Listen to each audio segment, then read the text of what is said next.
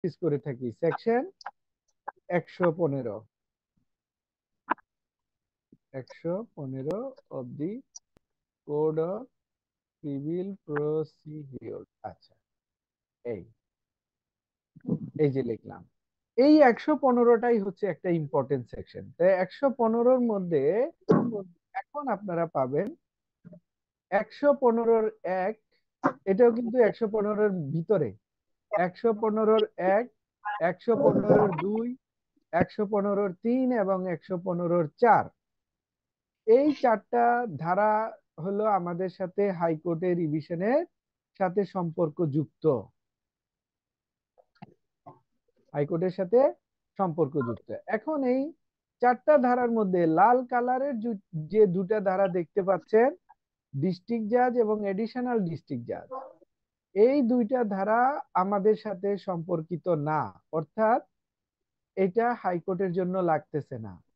তবে হাইকোর্টের জন্য না লাগলেও এই দুইটা ধারা আমাদের একটু জেনে রাখতে হবে। কারণ যখন ডিস্ট্রিক্ট জাজে বা এডিশনাল ডিস্ট্রিক্ট জাজে একটা রিভিশন হয়ে যাবে, সেই রিভিশন থেকে হাইকোর্টে যখন আমরা রিভিশন করতে আসব, তখন হবে 115-র 4-এ সেকেন্ড রিভিশন, এবং এটাকে আমরা বলি লিভ টু রিভিশন। পাইলেন বুদ্ধিটা? প্রথমে জেলা জজ আদালত হইতে, অর্থাৎ জয়েন্ট ডিস্ট্রিক্ট জাজ, সহকারী জাজ অথবা অ্যাসিস্ট্যান্ট জাজ থেকে যেই রিভিশন আমরা ডাইরেক্ট হাইকোর্টে করি, সেটা হলো 115-র 1। সবাই মিউট করে দিয়েন, যখন কথা বলবেন তখন আনমিউট করে কথা বলবেন, এছাড়া মিউট রাখবেন। আচ্ছা, তাহলে আমরা কি পাইলাম? 115-র 1 হলো হাইকোর্টে প্রথম রিভিশন, অর্থাৎ অ্যাসিস্ট্যান্ট জাজ, সিনিয়র অ্যাসিস্ট্যান্ট জাজ বা জয়েন্ট ডিস্ট্রিক্ট জাজ, এই 3টা কোর্ট থেকে সরাসরি যদি আমরা রিভিশন করি হাইকোর্টে, তাহলে হলো হাইকোর্টে প্রথম রিভিশন। আর ওইটার জন্য ধারা লিখতে হবে 115-র 1। আর মাঝে মধ্যে ব্যতিক্রম ধারা থাকতে পারে, যে ডিস্ট্রিক্ট জাজে একটা মামলা চলতেছে, ওইখান থেকে কোনো আদেশের কারণে সরাসরি হাইকোর্টে রিভিশন, অর্থাৎ নিম্ন আদালতের যে কোনো কোর্ট থেকে যখন হাইকোর্টে রিভিশন হয়, তখন হলো 115-র 1 অনুযায়ী প্রথম রিভিশন। আর জেলা জজের রিভিশন করে অথবা এডিশনাল ডিস্ট্রিক্ট জাজের রিভিশন শুনানির পর যদি কোনো রিভিশন হাইকোর্টে করতে হয়, ওটার নাম হবে সেকেন্ড রিভিশন, আর ওইটার ধারা হবে 115-র 4, আর এটাকে বলা হয় লিভ টু রিভিশন। তাহলে এই হলো মোটামুটি সংক্ষিপ্ত আকারে রিভিশনের জগৎ। একটু কিন্তু মনে রাখতেই হবে আমাদের। এখানে কারো স্যার, কারো কোনো ঝামেলা আছে কিনা? হ্যাঁ। 115-2 আর 115-3 বলছে এখানে অনুমতি সাপেক্ষে ক্ষমতা প্রাপ্ত হচ্ছে। হুম। এই জিনিসটা স্যার বইয়ে বা ইসে লেখা আছে, তো এই জিনিসটা স্যার বলছে যে অনুমতি সাপেক্ষে দ্বিতীয় হুম। রিভিশন 115-2 ও 115-3 ধারার অধীনে প্রাপ্ত ক্ষমতা বলে জেলা জজ বা অতিরিক্ত জেলা জজ কোনো আদেশ দিলে তার বিরুদ্ধে হাইকোর্ট বিভাগে অনুমতি সাপেক্ষে হাইকোর্ট বিভাগে দ্বিতীয় রিভিশন দায়ের করা যায়। তার মানে কি স্যার এখান থেকে এটা হচ্ছে অনুমতির জন্য এরকম না, নাকি এখানে স্যার? এখানে লিভ টু আপিল করতে হয়, তখন লিভ টু না, আপিল, লিভ টু আপিলের আপিল পারমিশন করতে চেক। হবে তো 115-4-এ। এখানে এই আরে জি। ভাই, 115 ক্লাস হবে, কি স্যার ক্ষমতা প্রাপ্ত লেকচার হচ্ছে? দিচ্ছিল, স্যারকে বন্ধ করে বলা শুরু করছে। স্যার আমি তো লেকচারটা আমার এই শুনেন না প্রশ্নটুকু নিব। আপনি। আমার শুনেন, আমি স্যারের প্রশ্ন লেকচারটা আমি শেষ আমি হোক, ক্লিয়ার তারপর করি। বলেন। দাঁড়ান দাঁড়ান, এটা ক্লিয়ার করে দেই। এটা আপনারা যেখানে পড়বেন ওইখানে কনফিউশন হয়ে যাবেন। এটার মূল ক্লিয়ারেন্স বা পরিষ্কার ধারণাটা কোথায় পাবেন? আমাদের বইয়ে 115 ধারাটা একটু দয়া করে বের করেন। আমাদের বইয়ে কোথায় আছে এই ধারাটা? দেখেন তো আছে কিনা, কেউ থাকলে একটু স্যার পেজ বলে। 110 পেজে আছে। 110। 10। এইখানে চলে আসেন সবাই দয়া করে। এই ধারাটায় আসলে আপনারা সব কিছু আমি দেখায় দেই, এখন আপনারা ক্লিয়ার হয়ে যাবেন। দেখেন, দেখেন আমার সাথে একটু পরে আপনারা চাইলে মার্ক করে রাখতে পারেন। চাইলে আপনারা বইয়ের মধ্যে একটু মার্ক করবেন। মতিয়ার ভাই হাত তুলেছেন, কিছু বলবেন কিনা? অ্যাডভোকেট মতিয়ার ভাই, আমরা সালাম আলাইকুম। আলোচনা বলবেন। হ্যাঁ স্যার, একটা কোশ্চেন। আপনি বললেন যে জয়েন্ট ডিস্ট্রিক্ট জাজ বা ডিস্ট্রিক্ট জাজ থেকে আপিল সরাসরি আসতে পারে, কিন্তু অ্যাসিস্ট্যান্ট জাজ থেকে হাইকোর্টে কিভাবে রিভিশন আসবে, একটু যদি স্যার এইটা ও অপশনটা ও বা ক্ষেত্রটা আচ্ছা আচ্ছা, বলতেন। দিব দিব, দাঁড়ান আপাতত একটু মনে রাখেন, আমি জি একটু পরে ঠিক আছে। যাচ্ছি, দাঁড়ান একটু ওয়েট করেন, সব উত্তর পেয়ে যাবেন। আপনারা কেউ জি কোনো থ্যাংক ইউ। টেনশনই করবেন না, ইনশাল্লাহ সকল উত্তর পাবেন। দেখেন, এইটা হলো অরিজিনাল 115 ধারা, এটা একদম বেয়ার একটে যেরকম আছে, আপনারা স্ক্রিন যেটা দেখতে পাচ্ছেন, আমাদের মূল আইনে যেটা আছে, এই যে 115-1, 115-2, 115-3 আর 115-4। এই 115-4 দেখেন বলা আছে যে একটা অ্যাপ্লিকেশন দিবেন হাইকোর্টে for revision of an order by, কে দিবে এটা? ডিস্ট্রিক্ট জাজ বা এডিশনাল ডিস্ট্রিক্ট জাজ, as the case may be made subsection 2 or 3। এই দেখলেন, এই 2 আর 3 তে যদি কোনো আদেশ হয়ে থাকে, সেইখান থেকে কোনো আদেশ এই যদি হয়, সেইটার এগেনস্টে আপনি গ্রান্ট লিভ ফর রিভিশন চাইবেন হাইকোর্টে, এবং এটা সাবসেকশন 4, অ্যান অ্যাপ্লিকেশন দিতে হবে হাইকোর্ট ডিভিশনে for revision of the order of district জাজ অর এডিশনাল ডিস্ট্রিক্ট জাজ as the case may B so and so বলে দিল। তাহলে এইখানে শুধুমাত্র কোডটা আসলো এডিশনাল ডিস্ট্রিক্ট জাজ 3-এ, সাবসেকশন 3-এ, খেয়াল করে দেখবেন, have all powers of district জাজ, ডিস্ট্রিক্ট জাজের যতগুলা পাওয়ার তাকে ডেলিগেট করে দেওয়া হয়, যে আপনি ডিস্ট্রিক্ট জাজ যা শুনবে তা এডিশনাল জাজ শুনবে, এটা 3-এ বলা আছে। যার কারণে আমরা সহজভাবে বোঝার জন্য বিষয়টাকে এইভাবে নিয়ে আসছি, এডিশনাল ডিস্ট্রিক্ট জাজ নাম দিয়ে।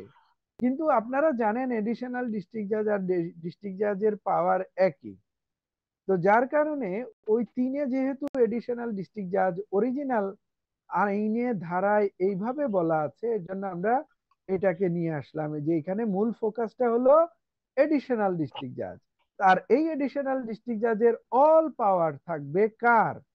এই ডিস্ট্রিক্ট জাজের। আর এই ডিস্ট্রিক্ট জাজের অল পাওয়ার কোথায় বলা আছে? এই 2-তে।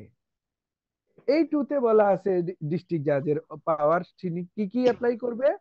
On application of any agreed party call for the records of any suit or proceeding in which an order has been passed, এখানে যদি একটা অর্ডার দেয় by A court of joint district জাজ, senior assistant জাজ, assistant জাজ, এই 3 court থেকে কোনো একটা আদেশের জন্য তার কাছে রিভিশন করা যাবে।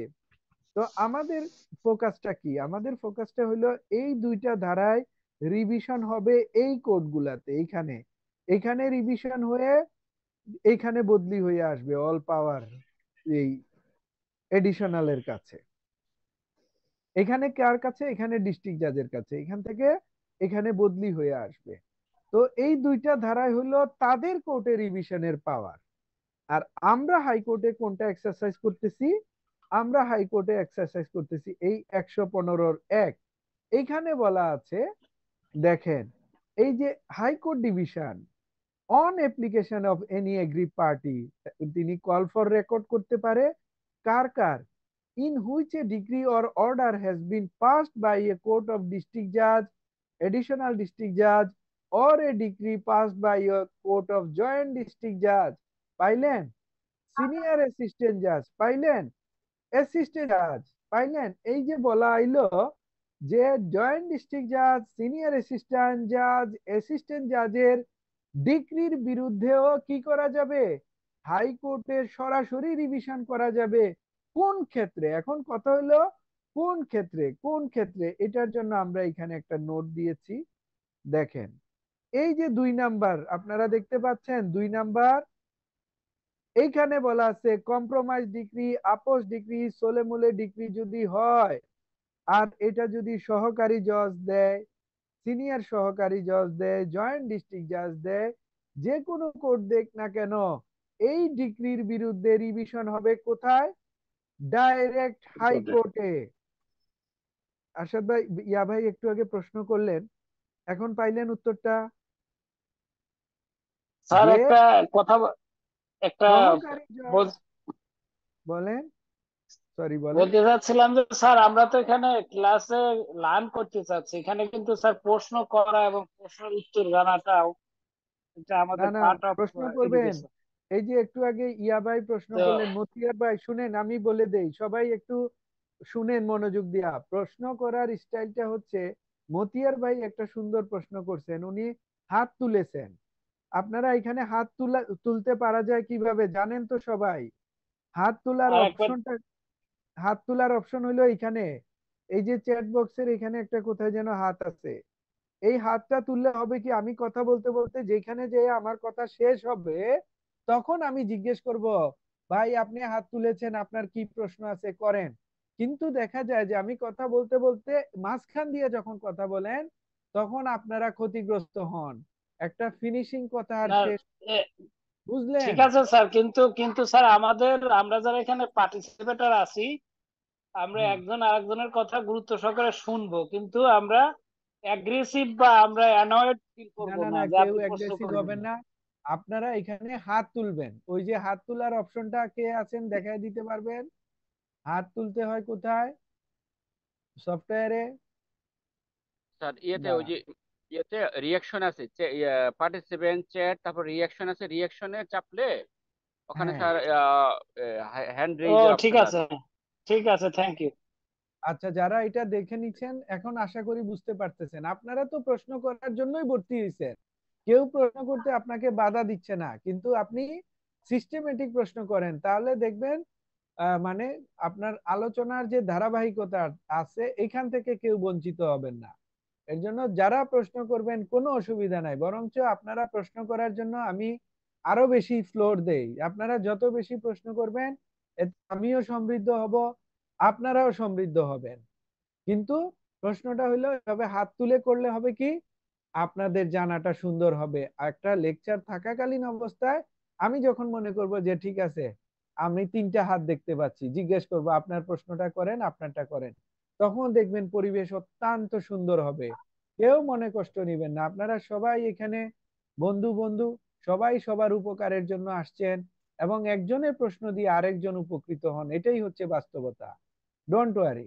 আচ্ছা, এইবার আসেন, আমরা যে আলোচনায় ছিলাম, অত্যন্ত গুরুত্বপূর্ণ আলোচনা। আপনারা দেখতে পাচ্ছেন 1 নাম্বার সূত্র স্ক্রিনে, 2 নাম্বার সূত্র স্ক্রিনে, 3 নাম্বার সূত্র স্ক্রিনে, 4 নাম্বার সূত্র স্ক্রিনে, 5 নাম্বার সূত্র, 6 এবং 7, এবং এদিকে এসে আরেকটা পাবেন 8। এই 8টা সূত্র যদি আপনারা মাথায় রাখেন, তাহলে কিন্তু আপনারা অন্তত পক্ষে সিভিল রিভিশনে আপনারা ভুল করবেন না। আর আপনাদের জন্য আমি একটা গুরুত্বপূর্ণ মেসেজ বলি, হাইকোর্টে সিভিল লয়ার আর আগামী কয়েক বছর পর খুঁজে পাওয়া যাবে না। এটা হলো সুন্দর একটা সুযোগ আসতেছে আপনাদের জন্য। সিভিল আপনারা যদি প্র্যাকটিস একটু শিখতে পারেন, অত্যন্ত একটা ভালো ক্যারিয়ার আপনাদের সামনে অপেক্ষা করছে। অতএব সিভিল রিভিশন যারা লিখতে চান না হাইকোর্টে প্রশ্ন উত্তর, তাদেরকে আমি রিকোয়েস্ট করব, আপনারা এই আত্মঘাতী সিদ্ধান্ত নিতে যাবেন না। যে আপনারা চেষ্টা করবেন সিভিল রিভিশন পর্যন্ত মুখস্থ করতে। আর এই মুখস্থগুলা আপনার কোনো ক্ষতি বয়ে আনবে না, বরঞ্চ আপনি উপকৃত হবেন। যত বেশি পড়বেন আপনি উপকৃত হবেন। তাহলে সূত্র নাম্বার 1 মনে রাখেন সবাই। সূত্র নাম্বার 1 এখানে আমরা পাবো। আচ্ছা, আমাদের লাইন যদি 10 মিনিট পরে কেটে যায়, আপনারা আগের লিংকে ক্লিক করবেন। কোনো কারণে যদি লাইন কেটে যায়, আগের লিংকে ক্লিক করবেন দয়া করে। আচ্ছা, এই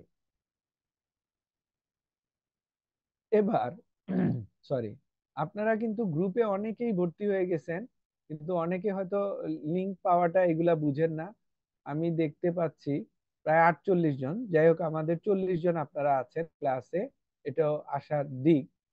আচ্ছা, তাহলে এইবার আসেন আমরা সূত্রতে চলে যাই।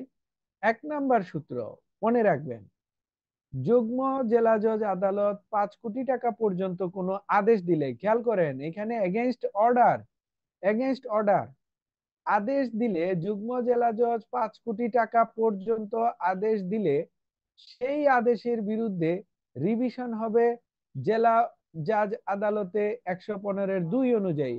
আমাদের কিন্তু বিজনেস এখানে না, আমরা কোথায় শেষ পর্যন্ত যাব সেইখানে।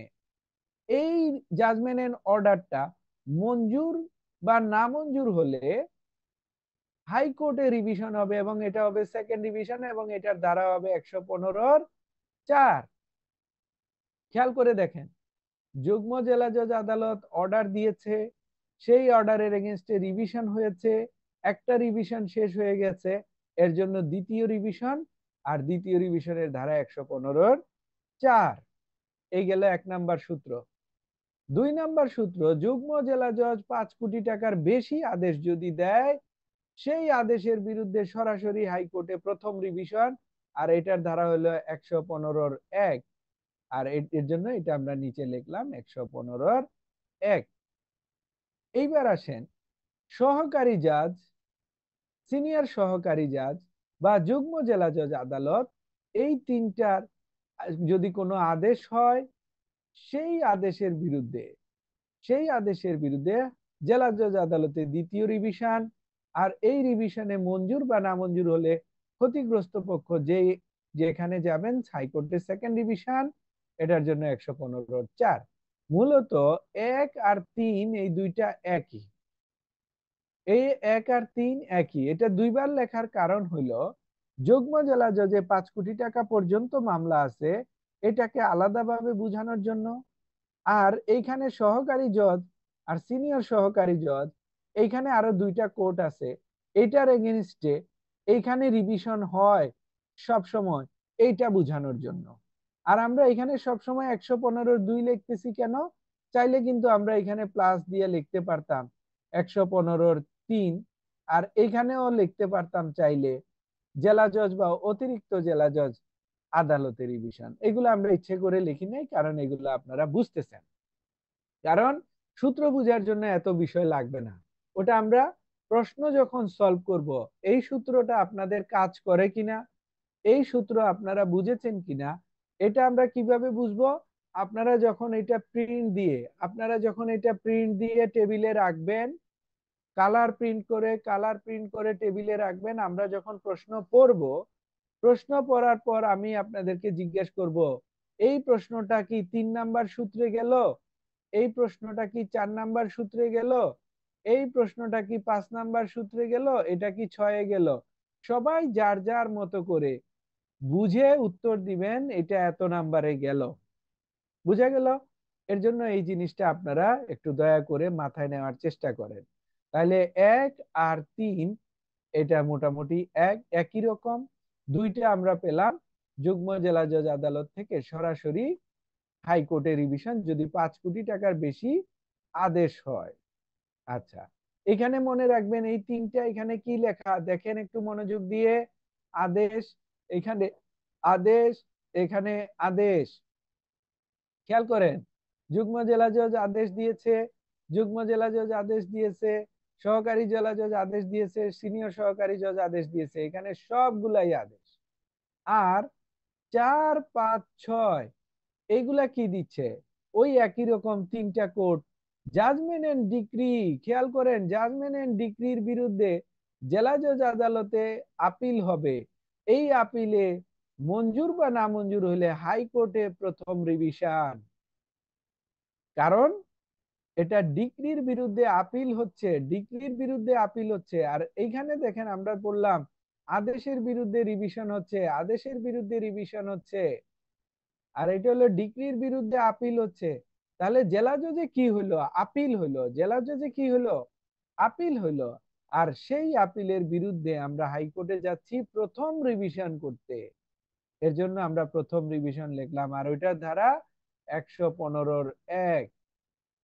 আর এই 4-এর সাথে মিল আছে 6, এই 4-এর সাথে মিল আছে 6, এখানে 1-এর সাথে মিল ছিল 3, আর এখানে 4-এর সাথে মিল আছে 6। এখানে কিরকম?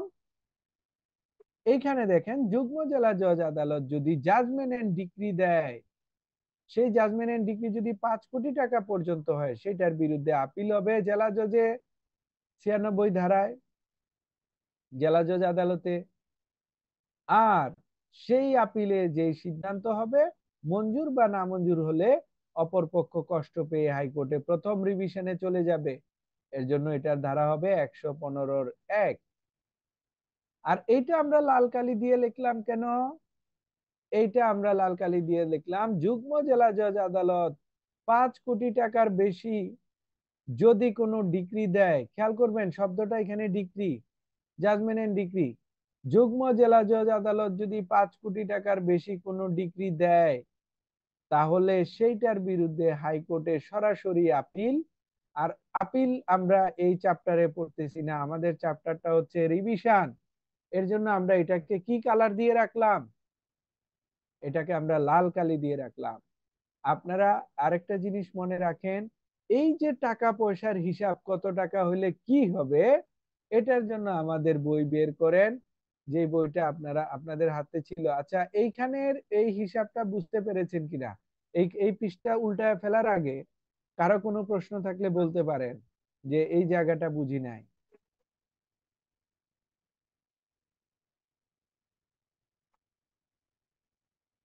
আচ্ছা, এখানে কিন্তু মনে রাখবেন 115-1-এ খেয়াল করে দেখবেন এই শব্দগুলা দাগায় রাখবেন, সিনিয়র অ্যাসিস্ট্যান্ট জাজ, অ্যাসিস্ট্যান্ট জাজ এবং জয়েন্ট ডিস্ট্রিক্ট জাজ, 3টা কোর্টের কথা বলা আছে।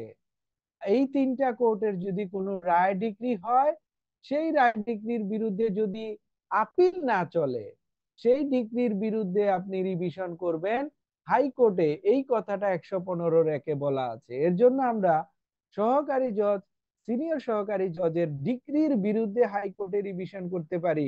আর এই রকম ডিক্রির একটা উদাহরণ আমরা দিলাম ওইখানে, কি সোলে মূলে ডিক্রি, অথবা আরেকটা ডিক্রি আছে সেটা কি সুনির্দিষ্ট প্রতিকার আইনের 9 ধারায় যদি কোনো রায় ডিক্রি দেওয়া হয়, তাহলেও সেটার বিরুদ্ধে হাইকোর্টে সরাসরি রিভিশন, এবং সেটা যদি আপনার সহকারী জজ আদালত হয়, তাহলেও আপনাকে রিভিশন করতে হবে হাইকোর্টে।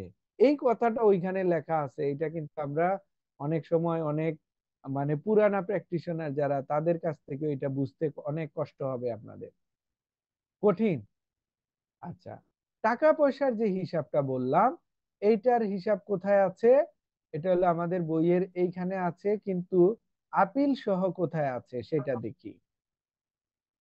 আপিল সহ কত পেজে আছে কেউ লিখে হেল্প করতে পারে? 1 মিনিট পরে লাইন কেটে যেতে পারে। 1 মিনিট পরে লাইন কেটে গেলে আপনারা এই করবেন, আগের লিংকে ক্লিক করবেন। আমাদের ওই টাকা দিয়ে যে লাইনটা নিয়েছি সেটা আজকেও একটু ডিস্টার্ব করলো, যার কারণে টানা এটা। কেউ হেল্প করবেন কত পেজে আছে আপিলের বা স্যার রিভিশন? 15। 15? জি স্যার। আচ্ছা, 15 নাম্বার পেজে আমরা চলে যাই। Thank you. এই 15 আমার বইতে কত হইতে পারে? আপিল চলে না কিন্তু রিভিশন চলে। না, টাকার পরিমাণটা। আচ্ছা, এখানে দেখলে হবে, এখানে দেখলে হবে। এই যে দেখেন, এটা হলো, স্যার 20। আচ্ছা সরি, 20। এইখানে আসেন। এখানে হলো মামলা দায়েরের ক্ষেত্রে দেখবেন সহকারী জজের জন্য বলা আছে 15 লক্ষ টাকা পর্যন্ত সহকারী জজ। লাইন কেটে যেতে পারে, লাইন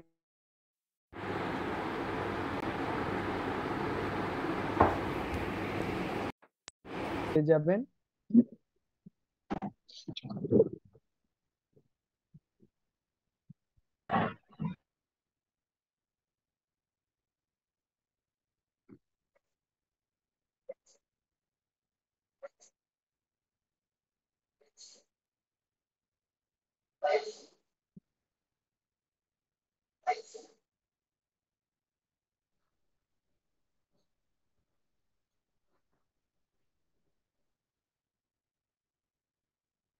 আচ্ছা, সবাই মোটামুটি চলে আসছেন। ইম্পর্টেন্ট জিনিস দুইটা বড় করে বাসায় লিখে রাখেন বা বড় করে খাতায় লিখে রাখেন। একটা হলো, 2 ধরনের টাকার হিসাব করতে হবে সিভিল মামলা করতে গেলে, সেটা আপিল হোক বা সেটা রিভিশন হোক, সিভিল আপিল হোক বা রিভিশন হোক, 2 ধরনের টাকার হিসাব মাথায় রাখতে হবে। সিভিল আপিল হোক বা সিভিল রিভিশন হোক, দুই ধরনের হিসাব মাথায় রাখবেন, বা মামলা ফাইলিং হোক। একটা হলো মামলা দায়েরের ক্ষেত্রে টাকার হিসাব, একটা হলো মামলা দায়েরের ক্ষেত্রে টাকার হিসাব। এই টাকার হিসাবটা হলো মামলা দায়ের করার ক্ষেত্রের হিসাব। 15 লক্ষ টাকা পর্যন্ত মামলা দায়ের হবে সহকারী জাজ আদালতে। দুইটা হিসাব মনে রাখার জন্য রিকোয়েস্ট করতেছি। একটা হলো মামলা দায়েরের ক্ষেত্রে টাকার হিসাব, আরেকটা হলো হাইকোর্টে আপিল বা রিভিশন করার জন্য টাকার হিসাব। একটা হলো মামলা দায়েরের ক্ষেত্রে, একটা হলো মামলা দায়ের করার ক্ষেত্রে টাকার হিসাব, আরেকটা হলো হাইকোর্টে আপিল বা রিভিশন করার ক্ষেত্রে টাকার হিসাব। তো মামলা দায়েরের ক্ষেত্রে হলো প্রথম সহকারী জজ আদালতে 15 লক্ষ টাকা, সিনিয়র সহকারী জজে হলো 15 থেকে 25 লক্ষ টাকা পর্যন্ত টাকার মান হইলে সেটা সিনিয়র সহকারী জজ, আর 25 লক্ষ টাকা থেকে শুরু করে সীমাহীন টাকার পরিমাণ হলে সেটা হলো যুগ্ম জেলা জজ আদালত। এই তিনটা টাকার হিসাব আমরা কি পেলাম? এই তিনটা টাকার হিসাব হচ্ছে মামলা নিম্ন আদালতে দায়ের করার হিসাব। আর এই কোর্টগুলা থেকে আপিল বা রিভিশন করতে গেলে সেই টাকার হিসাবটা হলো আমাদের বইয়ের এই পেজটায় 29 স্যার, 29। 29। এইখানে দেখেন, সরি এটা 29-এও আছে, এখানে আছে। আচ্ছা 29টায় যে দেখি কিরকম। 29, হ্যাঁ এইখানেও দেখতে পারেন যে এটা আপিল বা রিভিশনের ক্ষেত্রেও একই রকম প্রযোজ্য। এখানে সিভিল আপিল বা রিভিশনও হইতে পারে। সেটা কিরকম? 5 কোটি টাকা পর্যন্ত, 5 কোটি টাকা পর্যন্ত আপিলের ক্ষেত্রে বা রিভিশনের ক্ষেত্রে জেলা জজ আদালত। 5 কোটি থেকে 6 কোটি টাকা পর্যন্ত ফাইল হবে সিঙ্গেল বেঞ্চ হাইকোর্ট ডিভিশন। 6 কোটি টাকা থেকে অসীম টাকা যদি হয় তাহলে ডিভিশন বেঞ্চ। আর এইটার ক্ষেত্রে অর্থ ঋণের ক্ষেত্রে মনে রাখবেন হাইকোর্টে আপিল হবে 50 লক্ষ টাকার ঊর্ধ্বে হলে, 50 লক্ষ টাকা পর্যন্ত হইলে আপিল হবে জেলা জজ আদালতে। তবে অর্থ ঋণ আদালতে একটা ব্যতিক্রম আছে। অর্থ ঋণ আদালতের আদেশের বিরুদ্ধে হাইকোর্টে রিভিশন নাই, জেলা জজের রিভিশন নাই। এটা মনে রাখতে পারবেন? অর্থ ঋণ আদালতের আদেশের বিরুদ্ধে আপিলও নাই, রিভিশনও নাই। অর্থ ঋণ আদালতের আদেশের বিরুদ্ধে আপিলও নাই, রিভিশনও নাই। অর্থ ঋণ আদালতের আদেশের বিরুদ্ধে আপিলও নাই, রিভিশনও নাই। তাহলে অর্থ ঋণ আদালতের আদেশের বিরুদ্ধে কি করি আমরা? আমরা সাধারণত সেটা করি রিট। বুঝলেন? এটা মাথায় রাখবেন। এলে অর্থ ঋণের টাকার পরিমাণটা খেয়াল করবেন, অর্থ ঋণের টাকার পরিমাণটা হিসাব করবেন আপনার 50 লক্ষ টাকা, কম বেশি সেটা হবে আপিলের জন্য। 50 লক্ষ টাকা পর্যন্ত হইলে জেলা জজ, এর চেয়ে বেশি হইলে হাইকোর্ট। আর অর্থ ঋণে রিভিশন নাই আদেশের বিরুদ্ধে। এই যে দুইটা টাকার হিসাব, এই টাকার হিসাবটা আপিল বা রিভিশন করার জন্য, এই টাকার হিসাবটা হলো আপিল বা রিভিশন করার জন্য, আর এই টাকার হিসাবটা হলো মামলা দায়ের করার জন্য। খুব ইম্পর্টেন্ট, আজকের ক্লাসটা খুবই ইম্পর্টেন্ট। আচ্ছা এইবার আমরা আমাদের ওই চার্টে একটু যাই। এখানে আমরা এই টাকার পরিমাণগুলো এর কারণে ওই টাকার পরিমাণে আসলাম যে এখানে যে আমরা বলতে চাচ্ছি 5 কোটি টাকার বেশি হলে, এই যে যুগ্ম জেলা জজ আদালতে 5 কোটি টাকার বেশি হলে সেটার জন্য আমরা ডাইরেক্ট চলে যাচ্ছি হাইকোর্টে। পাইলেন? এটা মনে রাখবেন। তাহলে 7 নম্বরে আসেন, যেটা ওই এক ধারাতে পড়ে আসলাম। 7 নাম্বার, এই যে ডান পাশে 7 নাম্বার আপনারা দেখতে পাচ্ছেন, ডান পাশে 7 নাম্বার।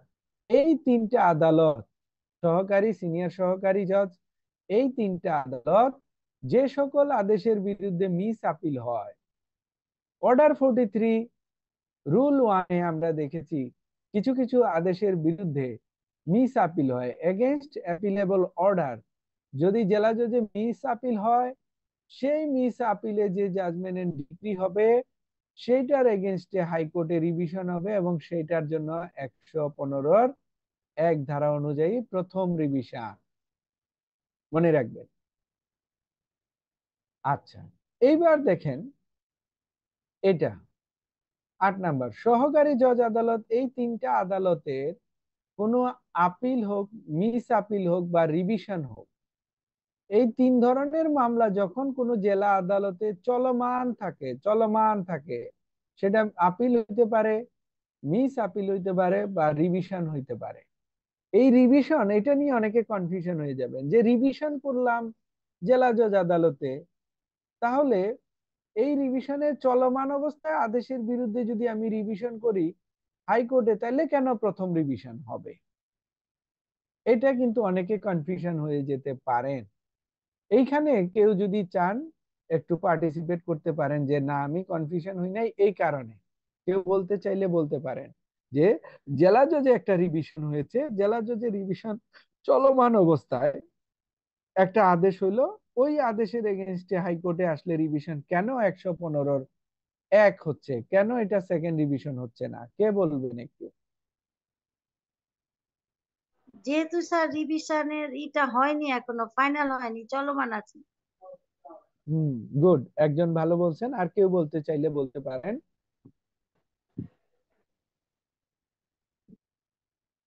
যেহেতু রিভিশন মামলাটা চলমান আছে, তো রিভিশন তো শেষ হয় নাই। যদি রিভিশন শেষ হয়ে যেত, ওই রিভিশনের এগেনস্টে রিভিশন হলে সেকেন্ড রিভিশন হতো, কিন্তু রিভিশনটা চলমান। এই যে দেখেন এখানে আমরা লিখেছি শুনানি চলাকালে কোনো আদেশ হলে, তার মানে কি আপিল, মিস আপিল বা রিভিশন যেটাই হোক না কেন, ওটার শুনানি চলাকালে যদি নতুন করে কোনো আদেশ হয় আর ওই আদেশের জন্য একটা অ্যাপ্লিকেশন চাওয়া হয়, যেটাকে আমরা বলি ইন্টারিম অর্ডার, এই অন্তর্বর্তীকালীন আদেশের বিরুদ্ধে আমরা হাইকোর্টে যে রিভিশন করি ওইটাও কিন্তু প্রথম রিভিশন হবে।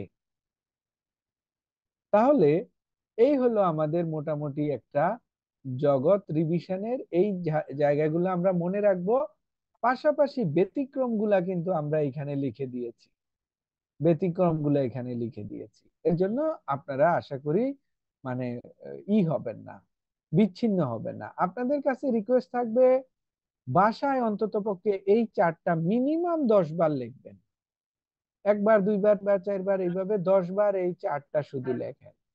দেখবেন আপনার কাছে মনে হবে প্রথমে বুঝতেছি, কিন্তু চার্ট লিখতে গিয়ে অনেক মাথার মধ্যে প্রশ্ন আসবে, এটা কেন হচ্ছে, এটা কেন হচ্ছে। তখন আগামী ক্লাসে আপনারা চাইলে প্রশ্ন করতে পারবেন যে এই জায়গাটা আমি বুঝি নাই, আমাকে আরেকবার বুঝিয়ে বলেন। কিন্তু আপনারা যদি না লেখেন তাহলে এটা গুরুত্ব বুঝবেন না, এটার তাৎপর্যও বুঝবেন না। আর এখানে যে 5টা কথা লেখা আছে, এই 5টা কথাও লিখবেন, এই 5টা কথাও লিখবেন বারবার। আফরোজা সুলতানা আপা হাত তুলেছেন, বলতে পারেন কিছু যদি প্রশ্ন থাকে। স্যার, অর্থঋণ আদালতের ক্ষেত্রে আদেশের ক্ষেত্রে আপিল ও রিভিশন নাই, রিট হবে। আর যদি রায় ডিক্রি হয় তার ক্ষেত্রে রায় ডিগ্রি হলে আপিল হবে। এই জন্য জি আমরা স্যার। কিন্তু এখানে আপিলের কথা বলে আসছি, খেয়াল করছেন কিনা? এই যে জি স্যার। দেখেন 50 লক্ষ টাকার ঊর্ধ্বে ফাইল হবে সিঙ্গেল বেঞ্চ, ডিভিশন বেঞ্চ দুটাতেই অর্থঋণ আদালতের ক্ষেত্রে, এবং এটা ডিগ্রি, বুঝলেন? ডিগ্রির বিরুদ্ধে আপিল হয়, এখানে সব আপিলের কথা লেখা আছে। জি স্যার, এটা থ্যাংক কিন্তু ইউ। মনে রাখবেন, এটা ইম্পর্টেন্ট একটা নোট, এটা অবশ্যই মনে রাখবেন। Thank you.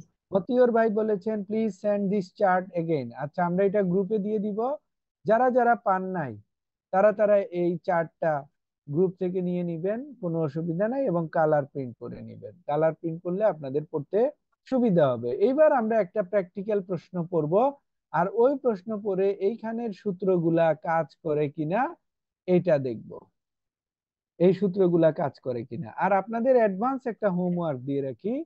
অ্যাডভান্স হোমওয়ার্ক হলো এই একটা কস্ট টাইটেল, এই দুইটা কস্ট টাইটেল, এই তিনটা কস্ট টাইটেল, এই চারটা কস্ট টাইটেল, এই 5টা কস্ট টাইটেল এবং এই 6টা কস্ট টাইটেল, এইগুলা মিনিমাম ভাষায় 50 বার করে লেখা উচিত। এটা এই 6টা কস্ট টাইটেল যত বেশি লিখবেন আপনি তত বেশি এক্সপার্ট হবেন, যত বেশি লিখবেন তত বেশি এক্সপার্ট হবেন। এই 6টা কস্ট টাইটেল, এটা হলো হোমওয়ার্ক। আমি এবার শুধু আপনাদের, আমার ইচ্ছা আছে এবার শুধু কস্ট টাইটেলের পরীক্ষা নেব, শুধু কস্ট টাইটেল লিখতে দিব। এটা হলো বেশি গুরুত্বপূর্ণ। আমরা দেখেছি এবারকার হাইকোর্ট পরীক্ষায় যারা ভালো করেছেন ম্যাক্সিমামের হইলো ধরেন কস্ট টাইটেল ভালো লিখেছে যারা তাদের। আর কোনো কারণে যদি কারো রেজাল্ট খারাপ হয়ে থাকে তাহলে কস্ট টাইটেলে হয়তো বা কোনো টুকটাক ভুল হয়েছে। আর কারো যদি দুর্ভাগ্য থেকে থাকে তাহলে হয়তো বা কোনো কারণে হয়েছে। আমাদের কয়েকজন স্টুডেন্ট খুব ভালো ছিলেন, তাদের জন্য খুব খারাপ লাগে যে তারা অনেক পরিশ্রম করেছেন, অনেক পরিশ্রম করেছেন, তারপরেও তাদের রেজাল্ট কেন খারাপ হলো, এটার জন্য অনেক সময় আমার নিজেরই খারাপ লাগে। দুই একটা ঘটনা এরকম ঘটেছে। আচ্ছা, এইবার আমরা একটা প্রশ্নতে যাব। প্রথম প্রশ্ন, পেজ নাম্বার কত, কে বলে হেল্প করবেন?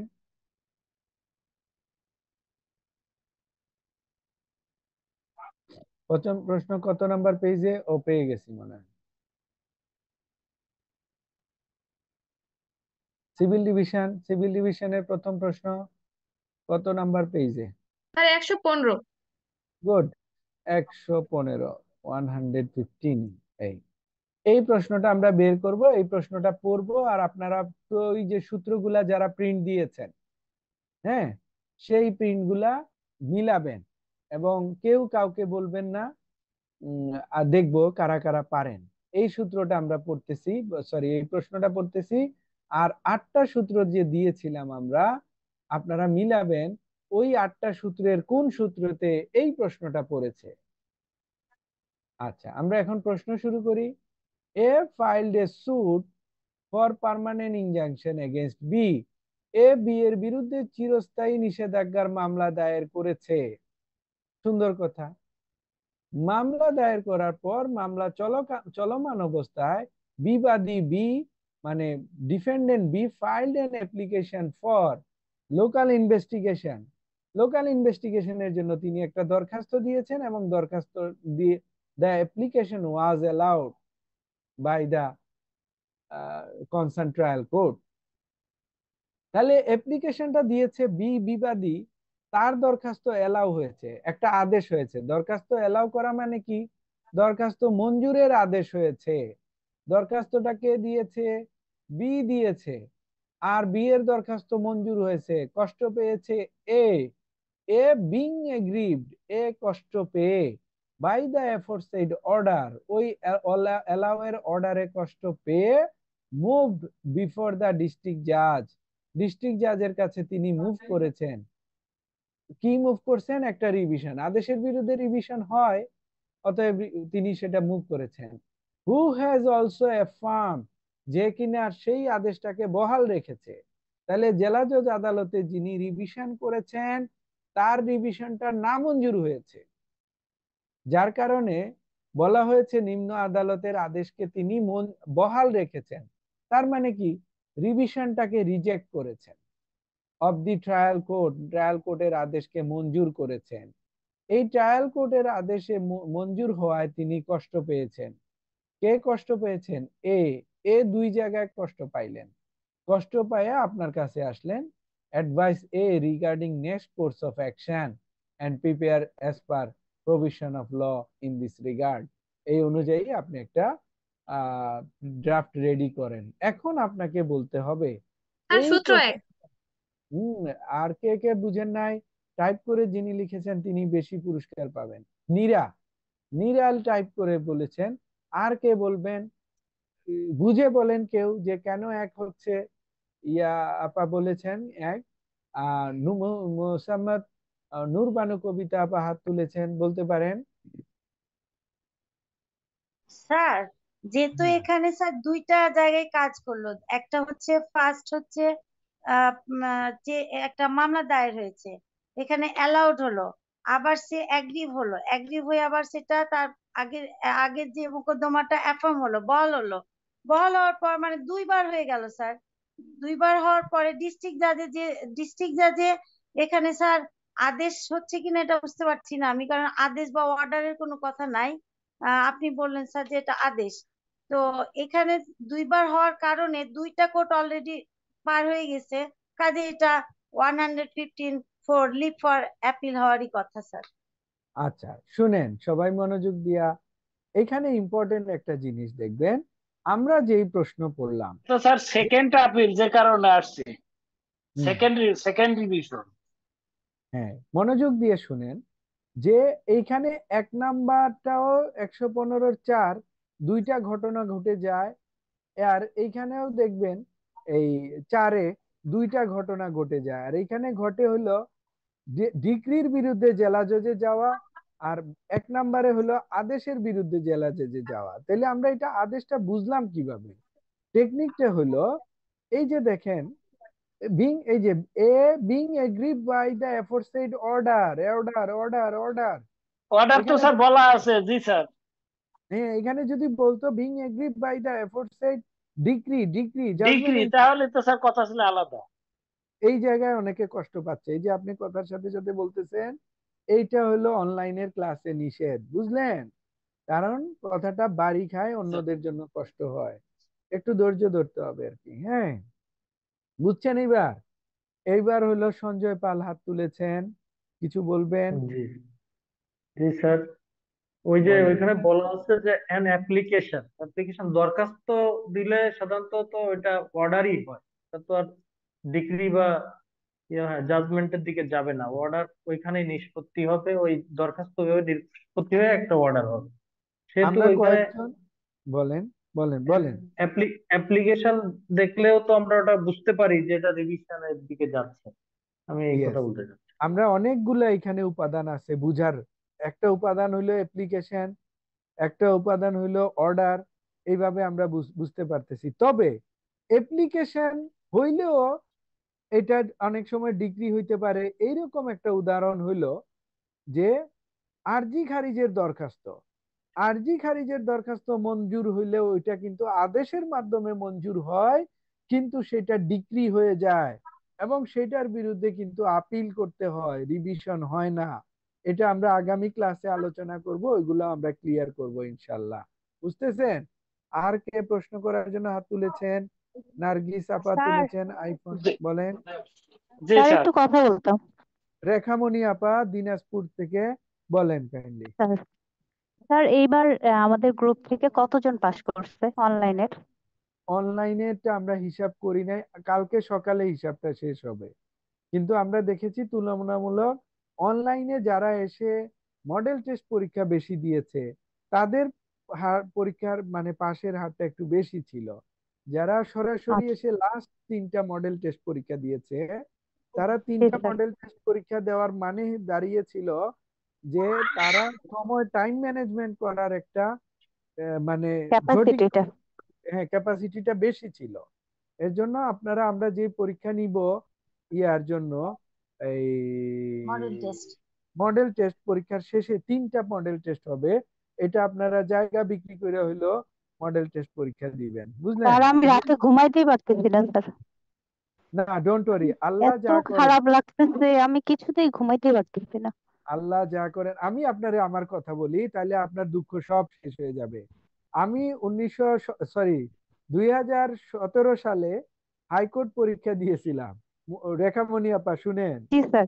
জি দুই স্যার। হাজার সতেরো সালে আমি হাইকোর্ট পরীক্ষা দিয়া মানে চূড়ান্ত নগণ্য ভাবে ফেল করেছি, জঘন্য ভাবে ফেল করার পর আমি কিন্তু 21 সালে আবার হাইকোর্ট পরীক্ষা দিছি, তখন 4 বছর পরীক্ষাই হয় নাই। দিয়ে আমি কিন্তু 22 সালে হাইকোর্টে পাশ করে আসছি। আল্লাহর রহমতে আমি 2 বছরে যেই মামলা করছি আর যেইভাবে আল্লাহ আমাকে হাইকোর্টে দিছেন, আল্লাহ মনে করেন তৌফিক দিয়েছে। সরাসরি আমাকে দিছেন এই কোর্ট প্র্যাকটিসের এই জিনিসগুলা, আল্লাহ সম্মান দিয়েছেন। আমি মনে করি যে আমি আপনি দুই স্যার এত ভালোভাবে ক্লাস করিয়েছেন, আমরা এত এফোর্ট দেওয়ার চেষ্টা করছি স্যার, আমরা তো প্র্যাকটিসে থাকি, তারপরেও সর্বস্বটুকু দিয়ে স্যার চেষ্টা করছি। আমি জানি না স্যার কোথায় মিসিং হয়ে গেল, আমি কিছুতেই মানে জিনিসটা ওভারকাম করতে পারতেছি না। আমি একটু ধৈর্য ধরার জন্য রিকোয়েস্ট করব। আমি বললাম না, আমার জীবনের লাইফ থেকে আপনাকে বলতেছি যে জি স্যার। আমি আল্লাহর রহমতে 2 বছরে হাইকোর্টে যতটুকু আল্লাহ কাজ করিয়েছেন, অনেক আইনজীবী 10 বছরে এই কাজগুলা করে নাই। আমি যত না স্যার, আপনি ধরনের অল্প লিড সময়ে করেছি, অনেক সাকসেস হয়েছেন এবং অনেকের উপকার হচ্ছে আপনার দ্বারা। হ্যাঁ, এর জন্য ধৈর্য ধরেন। আল্লাহ আপনাকে 2 বছর আরো 1 বছর পরে যদি হাইকোর্টে আনান এবং সেইখানে আপনাকে যদি সফলতা দেন, সেইখানেই আপনাকে দেখবেন আপনি সন্তুষ্ট হবেন ইনশাল্লাহ। আপনি আল্লাহর উপর ভরসা রাখেন। আর জি স্যার। আপনারা সবাই, আমি আর সবাইকে হোমওয়ার্ক দিলাম, এই কথাটা অবশ্যই সবাই রাখবেন আগামী ক্লাসে আমরা এই 6টা কস্ট টাইটেল মুখস্থ করব, এটা হলো আমাদের হোমওয়ার্ক। আর আগামী ক্লাসে আমরা ড্রাফটিং এ ঢুকবো, ড্রাফট কিভাবে সাজাবো অন্যান্য বিষয়গুলো নিয়ে আগামী ক্লাসে কথা হবে। আজকে আর বেশি ক্লাস করাচ্ছি না, আপনাদের আগামী 1-2টা সপ্তাহ একটু কষ্ট করতে হবে। আমাদের হচ্ছে এখন একটু ভাইবার জন্য একটু টাইম ম্যানেজমেন্ট করতে হচ্ছে। এই 10:30 থেকে আবার ভাইবা ক্লাস শুরু হবে, ওনাদেরকে একটু সময় দিতে হচ্ছে। এজন্য আপনারা মনে কষ্ট নিয়েন না। আপনাদের আমরা এই আগামী 2-1 সপ্তাহ পর আপনাদের টাইম শিডিউল আর একটু বাড়িয়ে বড় করে ক্লাস করব। এমনও হইতে পারে আপনাদের আগামী শুক্রবারে আমরা 8:30 থেকে ক্লাস করার জন্য বলবো। তাদের করে হবে কি 8:30, 9টা 10টা পর্যন্ত 1.5 ঘন্টা ক্লাস করলে একটা ভালো একটা টাইম হবে। ঠিক আছে স্যার, আমার আর একটা কোর্স আছে স্যার। আচ্ছা, তাহলে আমরা দেখি ইনশাল্লাহ সবাইকে একটা টাইম ফ্রেমে নিয়ে আসবো। তো সবাই যেটা ভালো আছে থাকবেন। এটি স্যার আমি লাস্ট ক্লাস করতে পারি না ঠিক মতো। আচ্ছা ইনশাল্লাহ। আর কারো কোনো স্যার, প্রশ্ন থাকলে প্রশ্ন করতে স্যার একটা পারেন। প্রশ্ন, আমরা যে বলেন। 1 নাম্বার প্রশ্ন পড়লাম স্কিলের রিভিশনের, এখানে স্যার এই কয়েকটা প্রশ্নে কিন্তু স্যার দেওয়া নাই, মানে আমাদের টাকার পরিমাণটা দেওয়া নাই যে কত এগুলো কোটি আমি টাকা টেকনিক বা আলাপ কিছু। করব। আগের ওইখানে প্রশ্ন টাকার যেগুলো পরিমাণ ছিল। নাই, ওইখানে কোর্টের নাম নাই, এগুলো আগামী ক্লাস 8 বাকি টেকনিক গুলো আলাপ করব। এখনো এখানে আলোচনা ওকে।